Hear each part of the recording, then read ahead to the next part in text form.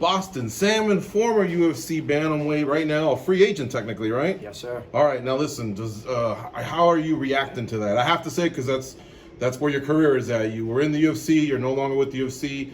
I see a fire in you here at the gym, but tell me where you're at right now. Free agent, like you said, I have a lot more to prove, man. I had my shot at the UFC. I had 2 fights in there. I wasn't able to perform, and I had to figure out what was wrong, So I looked back at my 2 losses, and I lost ultimately at the scales, And my next step is at 145. Making the change at featherweight.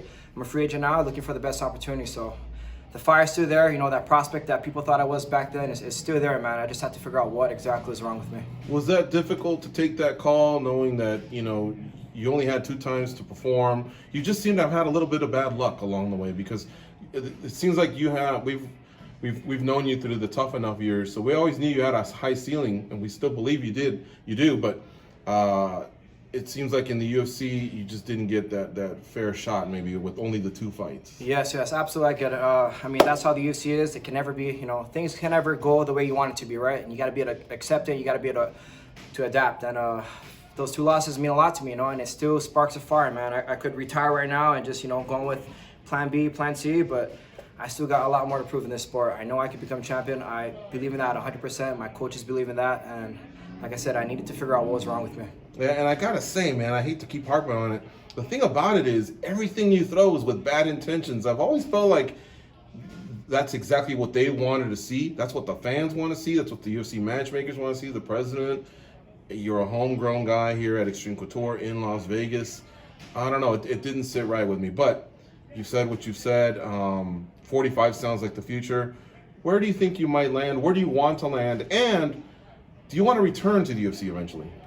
Yes, like I said, I have so much more to prove, Like I've always dreamt up to being UFC champion, and I still feel that way, So part of me still hurts inside that I'm not with the UFC, but I've accepted it. And if I can become a star elsewhere with, Ryzen, want to see Bellator, I want to go where the money's at. I want to be able to make a future out of this sport, And if the UFC is still on the table, I'd be honored to be back with the UFC and start from scratch from day one and try to become a champion, like the same goals that I had from the get-go. And I'm a free agent, so I'm excited to fight for whatever organization that offers me the next fight.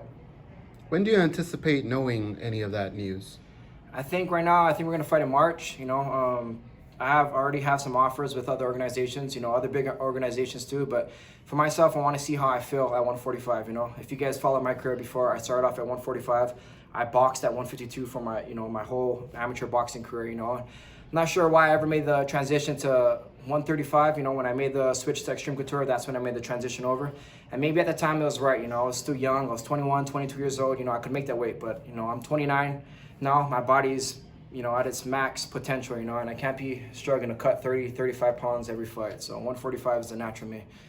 If the opportunity to make money were to come via boxing, say Zuffa boxing, is that something that you would do for a while just to kind of make money and then Dana, come back? call my phone number, man. I'm the best boxer in the UFC division. I still have that skill set. You guys see me put in the work at Extreme Couture.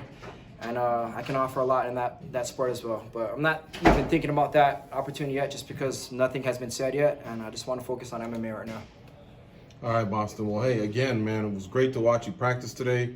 You really, really had some high intensity, and I could just see there's a lot still in your heart, in your belly. You know what I mean? A lot left to prove. So it's great that looks like you might be fighting soon, and hope to see you, back in a cage of some sort. Yes. We love you in MMA too. Thank you. I'll be back, guys. Do not give up on me. I promise you guys. That prospect you guys saw from the get-go, I'm coming back, just at 145.